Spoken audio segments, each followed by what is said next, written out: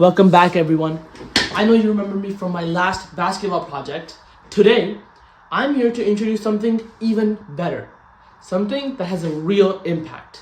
A BCI wheelchair. This technology is going to create endless opportunities for neurodivergent peoples. Now, let's take a deeper look. Come closer. This technology, the main component is this BCI headset. Now, if I'm going to just simply turn it on like this and connect it through this special software, it's connected, and now we're to run this extremely large and time-consuming code that I wrote. If I'm to put on this BCI headset and then wait a few seconds for it to adjust, I will be able to control this car with BCI. Now, every time I blink, it either starts, and then every consecutive blink after that, it stops. Like that. Now, let's take this off, and then look at some of the other components. If you were to come closer, here is line tracking. See, for the line tracking, the main thing is that we are able to control and make sure that the people that are using this are on a set path, such as in hospitals. They don't diverge, and even if they are, in some place dangerous that they shouldn't be, they don't get lost. So if I were to take this off, this black line, it will completely stop. But if I were to place it back again, then it starts. But there's another key feature, an obstacle detection.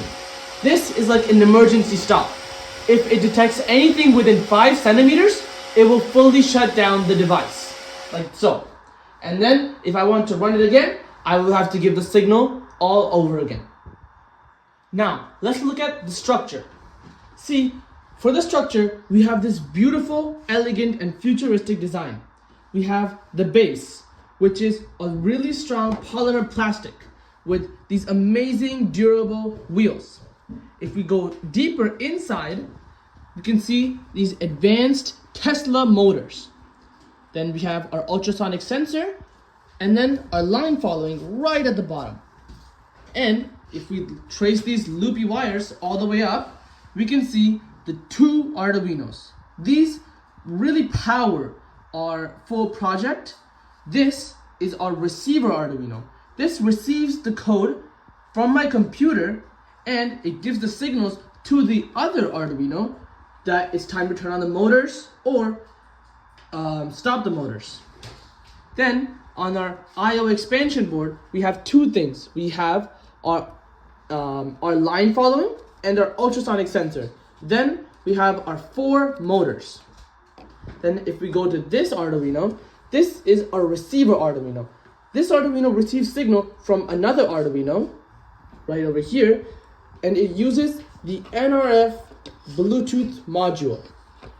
There's another of these Bluetooth modules that receives a command from that Arduino, and it is connected via I2C to the Arduino Mega, which translates this command into actual movement.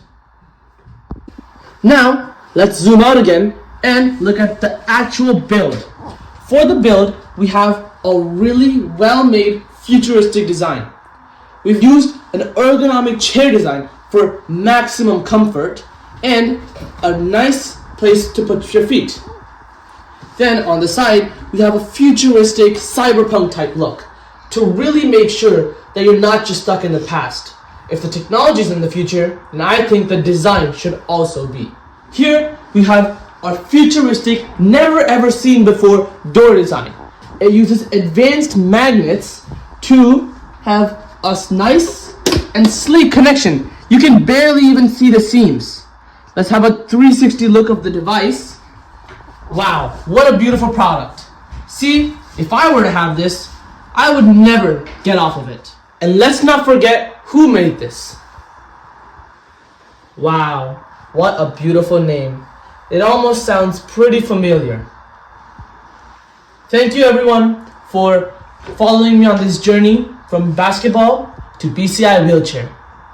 Now, let's go to the rest of the slides and learn a more in-depth of how this was made and all the problems I went through. Thank you.